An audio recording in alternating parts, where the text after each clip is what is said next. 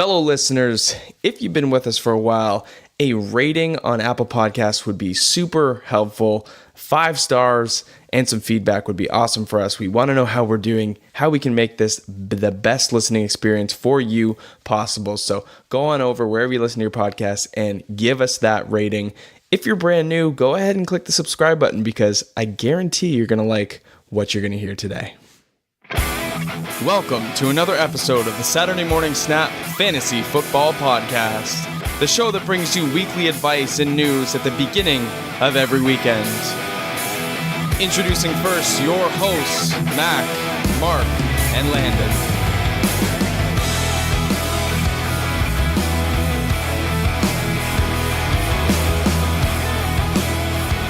Oh man, buckle up, get ready. We've got a jam-packed, exciting episode for you this week.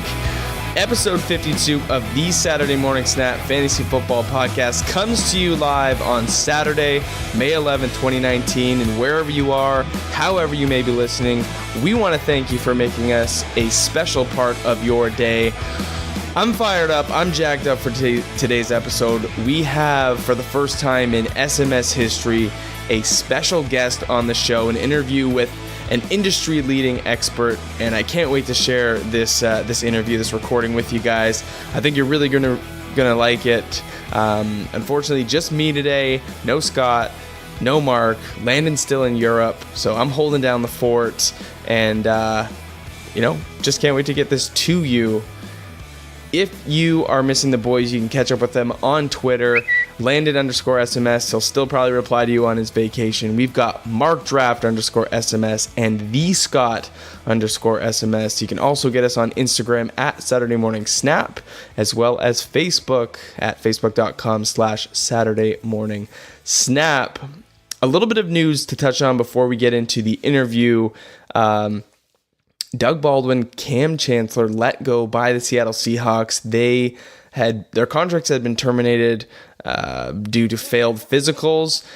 While Doug Baldwin hasn't retired, so to speak, we've sort of talked about this whole situation for DK Metcalf playing out last week in our rookie wide receiver show. So Doug Baldwin hasn't necessarily retired, but he has been let go of from the team by the Seahawks. So just to keep that in mind and bring that to you. If you've been keeping up with us on social, you would have saw the news break. I believe it was Thursday, but I just wanted to bring that to your attention if you haven't seen that yet.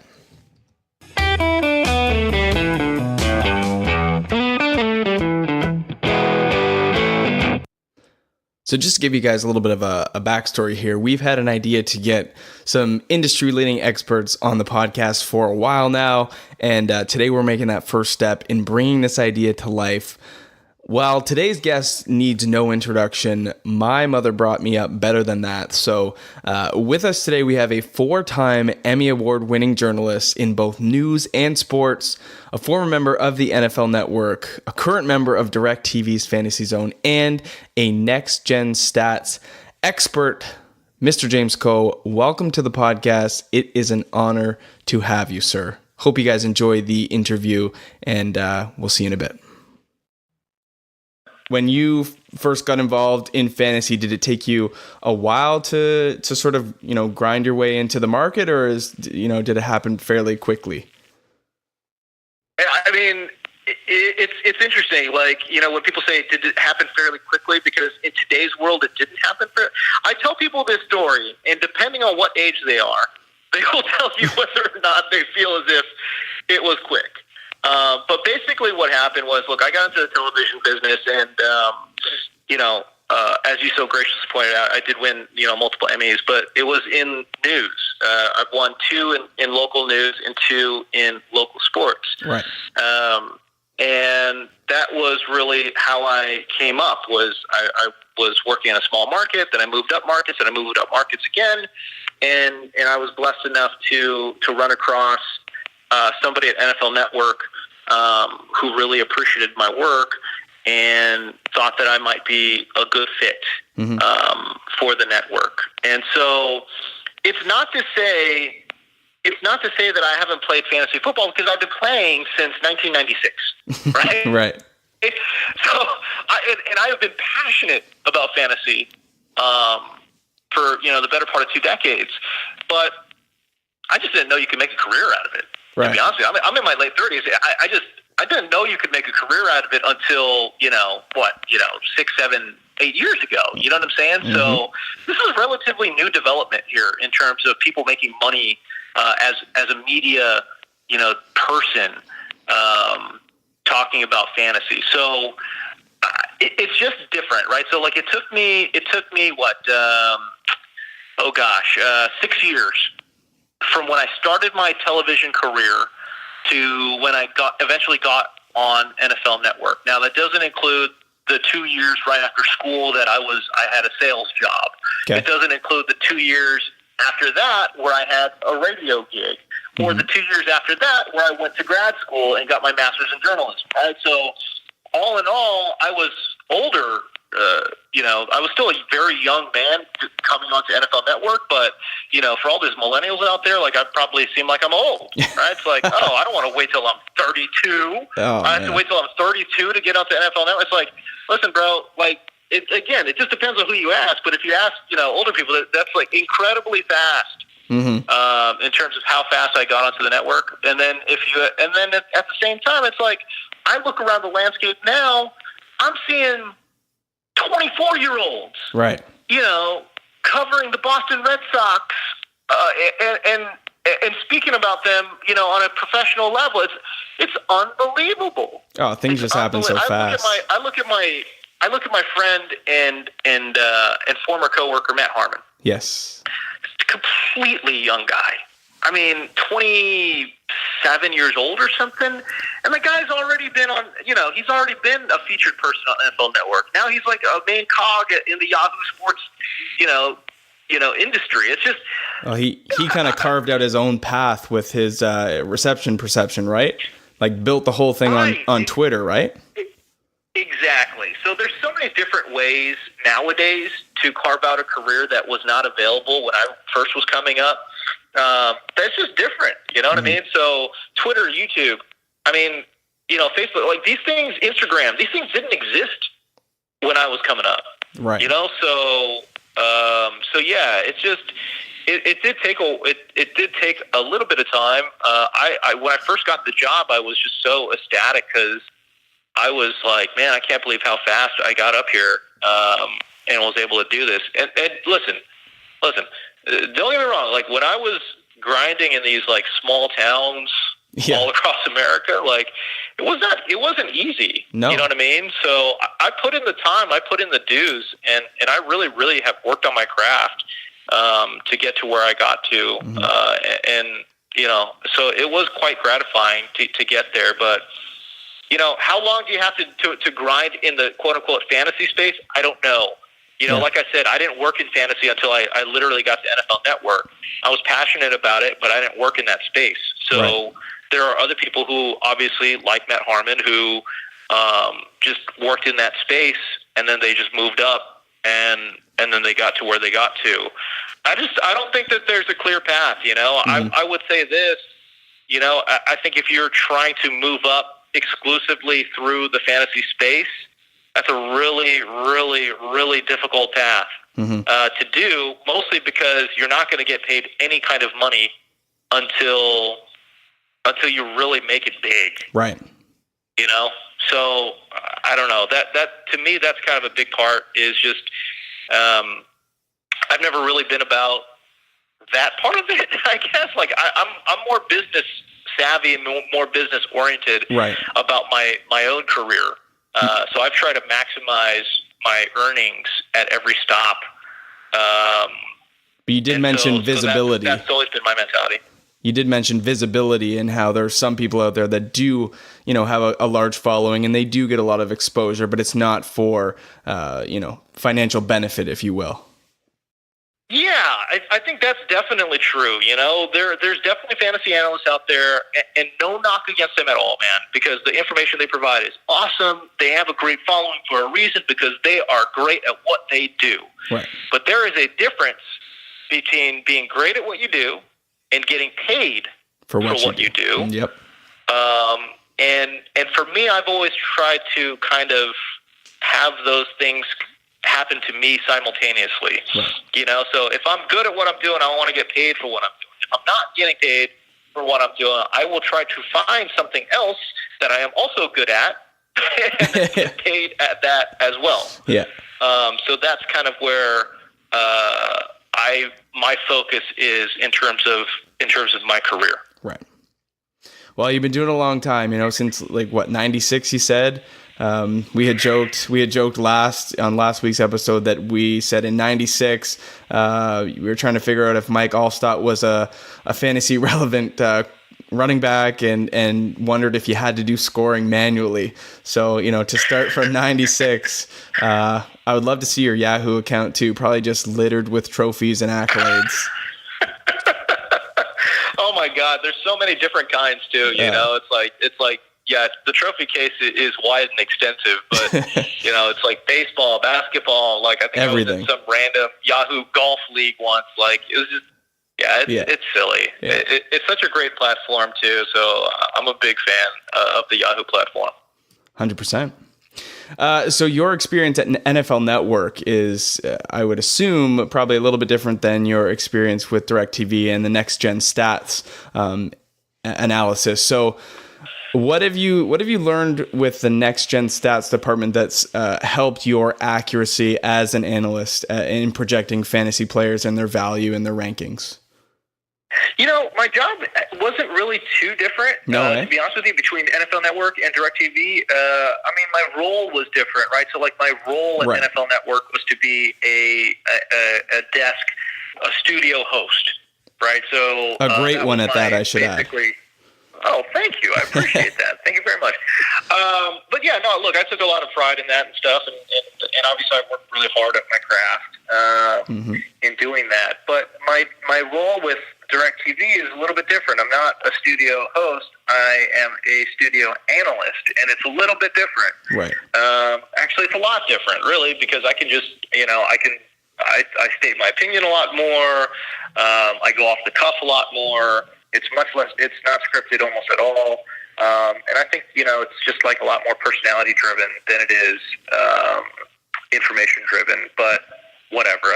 I'm getting into the nitty gritty of the actual media landscape, but whatever.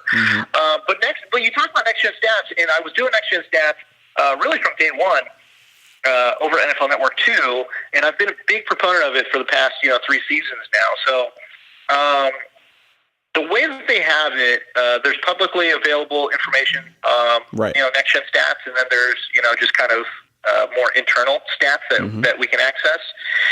And just looking at those numbers and stuff, it's an eye-opening experience, So for me, for running backs, for example, a big stat that is exclusive to Next Gen is called yards gained after close. And this is how many yards a running back will pick up after a defender gets to within 1 yard. Okay. And the 1 yard thing is important because that really truly is basically an arm's length away if you're thinking about, NFL size guys, Right. So, and so how many yards do they pick up? It's basically yards after contact, except instead of contact, we've now moved the bubble out to 1 yard. Right. And the reason that's important is you don't want to be contacted, right? The whole point of running the ball is to not be contacted, right? So it's an elusiveness measure, and it really measures how elusive running backs are. And I think it's a very accurate measure of elusiveness. And again, there's different ways to be elusive. 2 years ago, LeGarrette Blount was one of the top 10 guys in this metric. You wouldn't say he's elusive by at all traditional means. No. You know what I mean? Yeah. But the reason he was top 10 in this category was because he was so powerful and he got so much great running room that if you give LeGarrette Blount a head of steam, 265 pounds bearing down on you, you don't want to tackle that guy. No. And so even if you were putting, bodies on him, he was shedding them. So it was, again, there's different ways to go about measuring elusiveness. Right. Off the top of your head, do you know who led that stat last year? Off the top of my head, I don't have it, but I will say this: I know Nick Chubb was one of the absolute best, as was Aaron Jones. Okay. So Nick Chubb, Aaron Jones, two guys that I am extremely high on entering 2019. And both of them have a little bit of uncertainty, right? Especially Aaron Jones, because he's got a brand new head coach. We don't know what that's going to look like. But if the explosiveness measures and the elusiveness measures that we have available via Next Gen Stats are any indication, if this guy gets any kind of regular burn, we're talking, 12 to 15 carries, we're talking maybe, just 15 touches total. Can we get this guy 15 touches? If we can, this guy could be an absolute stud, a workhorse in fantasy. And I really feel that way about both Aaron Jones and Nick Chubb. 100%. Like, you're singing my praises right now. I mean, I'm a huge Green Bay fan. I've been singing Aaron Jones's praises for like a year now. And my biggest complaint last year was with McCarthy, that I don't know why it took 10 or so weeks to get this guy double-digit touches. He was clearly the best back in that backfield. No offense to Jamal Williams, but Aaron Jones, just when he has the ball in his hands, is a difference maker for that team that desperately needs a running back. And I'm in the same camp as you. Like, if he gets that opportunity, I think that offers a lot to Green Bay offensively, but also opens up the passing game just a little bit as well. Yeah, I'm interested to see how they use him, and I will say that he's probably going to go, we don't have that much mock draft data available yet, but he's probably going to go later, Third? And by later, I mean, probably fourth. Okay. Fourth, fifth round, but he's going to be a top 50 selection, but he's not going to be a top 20 selection, right? So he'll go somewhere in between like 25 and 50. I think is probably a fair valuation for Aaron Jones right now. And at that price, I'll buy. 100%. I'll probably go wide receiver heavy off the top, just because, again, I'm kind of looking at floors off the top, so I really like wide receivers early. And if I'm looking at a third round, fourth round back, give me Aaron Jones all day long. If you had a top 5 pick, though, would you feel like you'd be forced to go running back? Not. You know what? I know everyone's top 5 will include all running backs. Right. And I will also probably be one of those people saying, my top 5 is all running backs.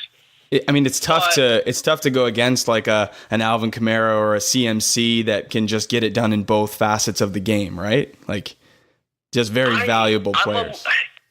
So I love Alvin Kamara, and I think he's going to do extremely well. If I had to rank him, I'd probably have him 1. Yeah, for sure. I'd probably have him 1 overall. If there's a concern, well, actually, now I take it back, because I think about Saquon Barkley, and he'd probably be number 1 overall. He's left for dead, though, in New York. By the way, for the listeners, I don't have my rankings out yet, okay? I'm not ready. No. We're sitting here in May, bro. I'm not ready yet. Yeah. No, but Barkley, I think Barkley and Kamara probably 1, 2. My one concern with Christian McCaffrey, and he had just an unbelievable season last year. Yeah. Some of his metrics didn't really look that great. And I just kind of, and I'm also a little bit worried about Cam's shoulder. Mm-hmm. How's that offense going to look? What's the touchdown upside looking like? And the usage was just, off the charts last year. Can he hold up to that kind of usage? I'm just not sure. I'm a huge CMC fan. And even coming out of college, I was a huge proponent of him, saying this guy can run the rock. Yeah. He can absolutely run the rock between the tackles. He's not a scat back. This is a legit power back that can also catch the ball with all the greats of running backs that are able to catch the ball. Mm-hmm. But that being said, he is not an every down player, in that I don't think you can feed this guy 300 touches, 350 touches, and expect him to hold up. He just doesn't have that kind of size. Right. Have you seen his Instagram lately? Dude, his arms are so legit. Yeah, oh my Lord. I need to get on the CMC plan, bro. Holy hell, his arms. What is the deal? Let's just hope he passes a piss test. Yeah, I mean, yeah, I would hope. He doesn't seem like, I guess, that kind of guy, but you never know, man. You just never know. But dude, he is. Yeah, he is ripped. Jacked right now. It's a little ridiculous. A couple questions about players, and these ones have come in off Facebook, Twitter, or Instagram. I think the biggest thing right now, we've had a couple debates on it for dynasty reasons, but also just for redraft. There's a lot of hype right now on Mecole Hardman, and I know you haven't said you've done any projections or your rankings aren't out. But one question we got off of Twitter was, can Mecole Hardman replace Tyreek Hill's role, and why or why not? I mean, there's a lot to like, certainly, about Hardman. There's just, he's got 4.3 speed, low 4.3 speed. All of his athletic measurements look great, Yep. That being said, I mean, we're talking about a guy that's 5'10", 185 pounds, and a rookie. Mm-hmm. So I'm not that high on Hardman, but, again, what round are we talking? And if we're saying, hey, is this guy going to put up, even 70% of Tyreek Hill's Tyreek Hill stats? Right. I don't know if that's, I don't know if that's, I guess, a reasonable expectation for him. So I would probably caution, against overdrafting him. Certainly, he will be a guy, I think, that you could take in the later rounds with the idea, and I'm talking like past round 11, like right? 13, before you take your kicker defense. Yeah, exactly. You know what I mean? And if you want to spend, if you want to go and just say, okay, I'm just going to go and get this guy in round 12. Yeah, I'll overspend. I'll try to go get this guy because I think he and Patty Mahomes are going to do some damage, especially with Tyreek Hill probably out for a while. Mm-hmm. At least I would hope so. But you never know. But yeah, I mean, we're talking about a guy in Tyreek Hill last year, right? What did he have? Like almost 1,500 yards, double-digit touchdowns, 12 touchdowns. Mm-hmm. So no, does he get to 1,008? Oh, I don't think so. I would probably say no. No, but I think it's at least in the cards, I guess, considering you look at the wide receiver room, there's not a ton of options there. Somebody's going to do well. So, I mean, you got to think somebody's going to do well. It's just going to be a matter of, will it be on a consistent basis, or will it be, I think it'll be very hit or miss. Exactly. Yeah. And that's kind of where I'm leaning. I just kind of think it's going to be very hit or miss. With their various players. I mean, look, if there's anybody who is going to see an uptick, it's going to be Travis Kelce. Mm-hmm. So that would be my thought. But, again, this is an offense, and this is a player, in Patrick Mahomes that wants to attack deep, that they need to attack deep. And if they don't, their offense sputters. Agreed. So it's interesting to me.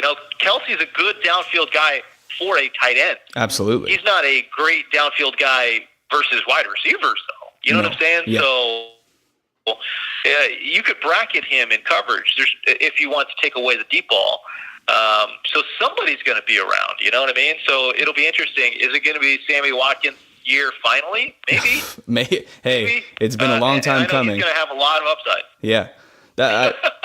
I mean, I'm kind of with you. Exactly. I see maybe Sammy taking that step we've just been waiting for what seems like 3 or 4 years now. Finally healthy, finally on the field, in a good opportunity. I think I'm with you. Kelce's probably the biggest beneficiary of this, but I think it's also tough to say that Mahomes will have a repeat season or better what he did last year. Like last year it was clinical, So to say he'll have 50 touchdowns again is probably improbable. I would say probably in the low 40s would be a good season for him, losing a guy like Tyreek Hill. But if they don't have a guy that stretches the field, then for sure their offense probably stalls. So I do think, like you said, 4.3 speed, he'll probably stretch the field and open things up for other players. And if they don't have that guy that goes deep, then they're in trouble. Yeah, I'll be interested to see what happens. I think Patrick Mahomes will be overdrafted. I love Patrick Mahomes. Who doesn't like Patrick Mahomes? But You can't take a quarterback I think he will second be overdrafted. round. Yeah, look, he's going to be a second round pick. For sure. There's just, if you want Mahomes this year, you have to get him in the second round. I mean, unless you're playing in the industry league where Mahomes probably go like in the fifth round, right? Right. But if you're playing more casual league or just, with, you could even be playing a high money league, honestly. And we're going to, I play in a big money league, and I guarantee you, it's a 14-team league. I guarantee you, we're going to see Patrick Mahomes go off the board with a top 12 selection. Another polarizing figure is Derrick Henry. We have a couple guys on this podcast that love him.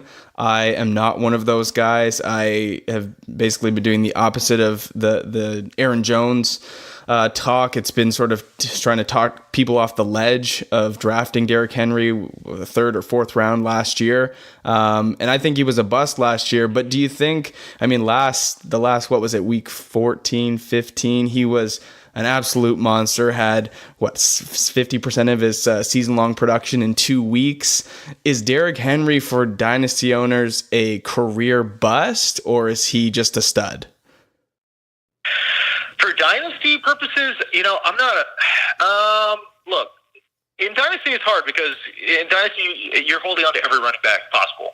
For sure. There's just there's not a running back in existence that's even on the waiver wire in dynasty. It's like just, Frank Gore is still on a team. Great point. You know what I'm saying? Yeah. It's just in dynasty, guys collect running backs like Thanos collects, Infinity Stones, right? So it's just like it just doesn't. You're not going to see anyone on the waiver wire. So look, if you have Derrick Henry, you're definitely not dropping him. So like, what are the options here? Trade or play? That's it.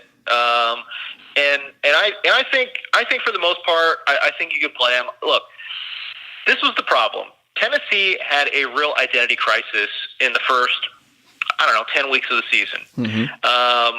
Plus, on top of that, Marcus Mariota was injured for much of that campaign as well.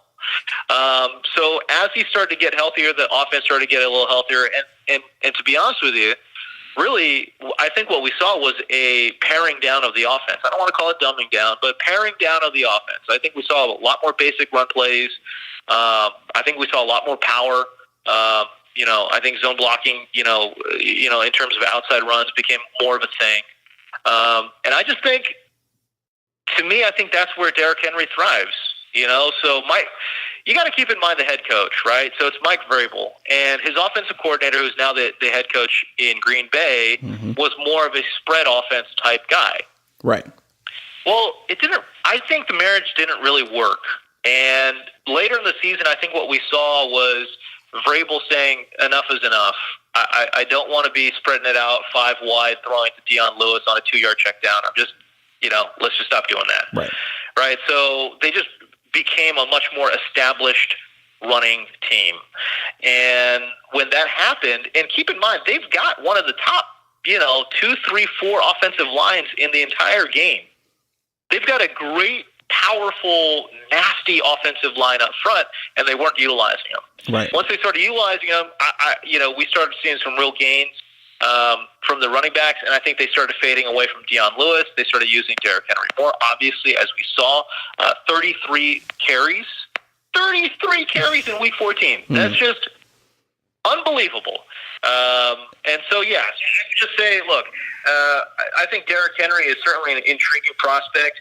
No one's spending, in redraft, no one's going to be spending a top, 15 pick on him. I would hope not. I think, but I think the upside is certainly enticing enough where if you have him in Dynasty, I think you roll him out there in Week 1, and even in redraft, he's definitely going to go with a top 40 selection. Mm-hmm. And if you're spending that kind of draft capital on him, you're definitely playing in Week 1 as well. Yeah.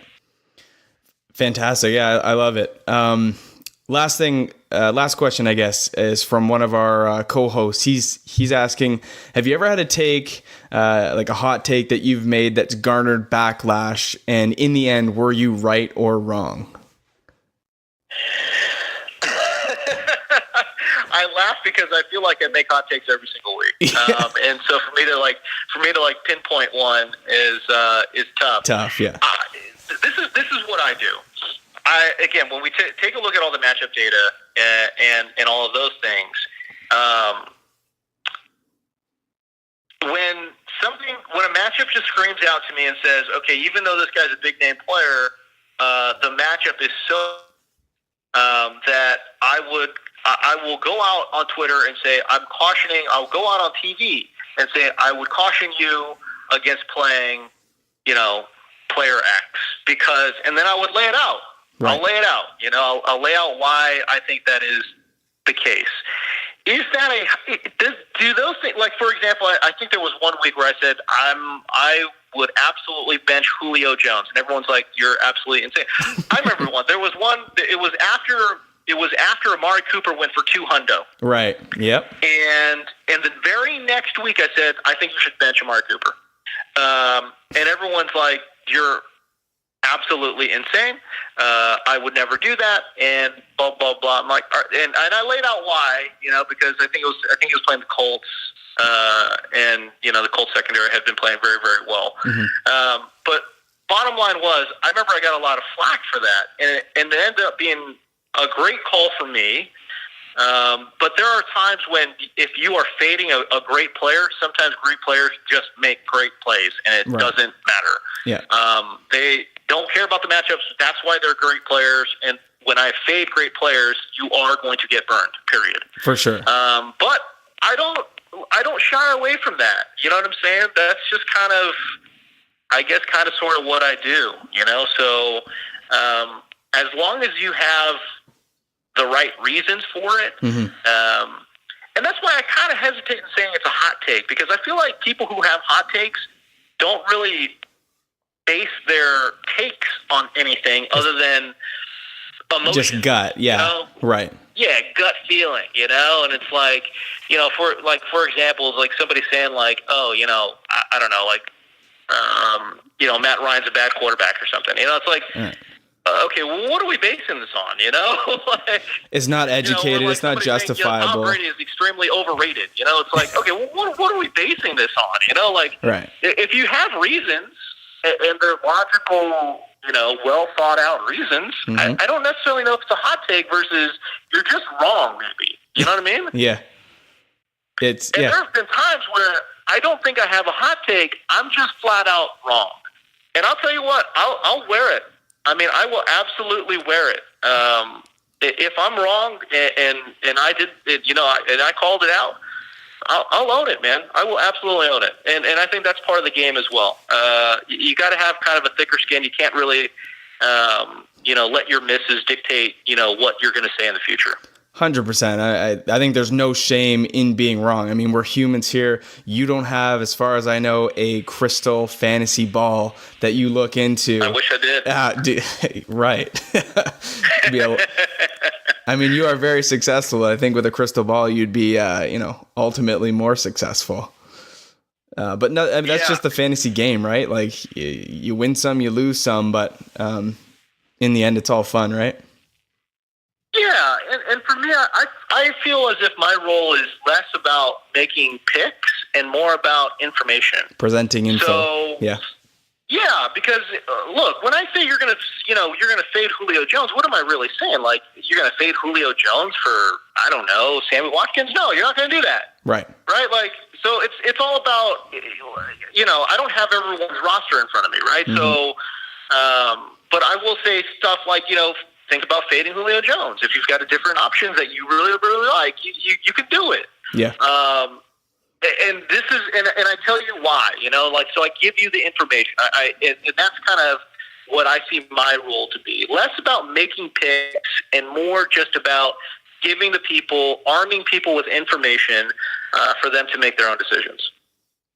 Yeah. And that's why I said, when we first started talking, you're one of like the first people that I followed when we started this podcast, and I've been following you personally for a while. But I just love like the education, the presenting of knowledge and facts and data, just like stuff to consume, and just being educated and well informed. I think that's really important, and I think you do an excellent job of that. Thank you, man. I take a lot of pride in it. I think there are. Let me tell you this. to be 100% frank, there are other fantasy analysts out there that have way better info than I do. Mm-hmm. But I think where I have excelled is whatever info I have, I think I present it in a way, at least I try. This is my goal. For anyone listening, my goal is honestly to take the information I have, which I think is pretty good, solid information, mm-hmm. and turning it into the most digestible, most easily understandable bits of information that you can take home. And that's just my major goal. So, when I hear people say stuff like that, and compliment me on that, it makes me feel really, really good, because that is my goal. Right.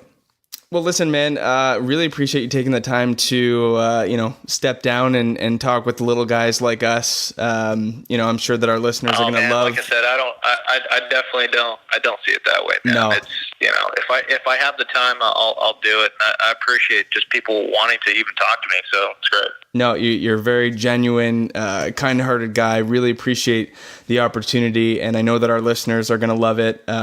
Before you go, just for anybody that's listening, where can they interact with you best? I know you have a good presence on Twitter and Facebook. Anywhere else that they would want to get you at?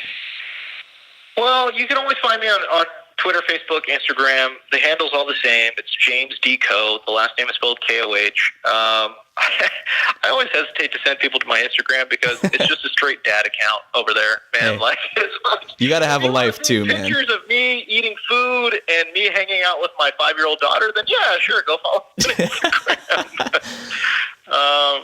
But information and stuff, it's going to be, mostly Twitter and Facebook. So, but yeah, I don't know.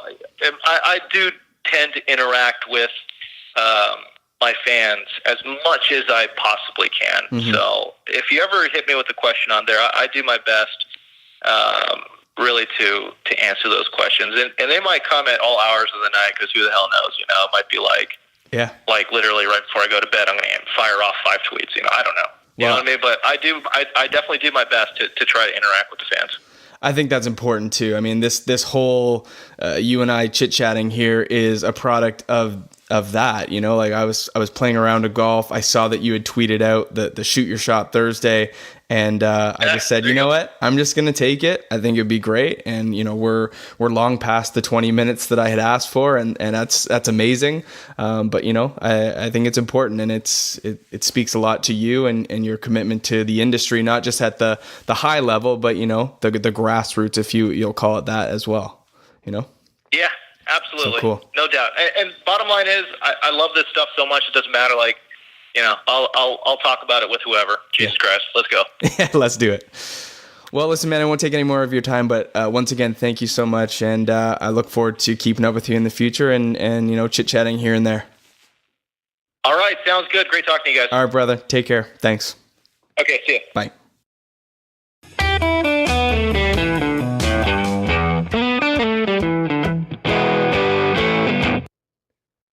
Listen, guys, I really, really hope that you enjoyed that interview. James Koh is a fantastic guy, really genuine. Hopefully that came across in the interview. He spent about an hour with us on the phone. We did lose part of the interview due to a recording issue on, I think it was my end.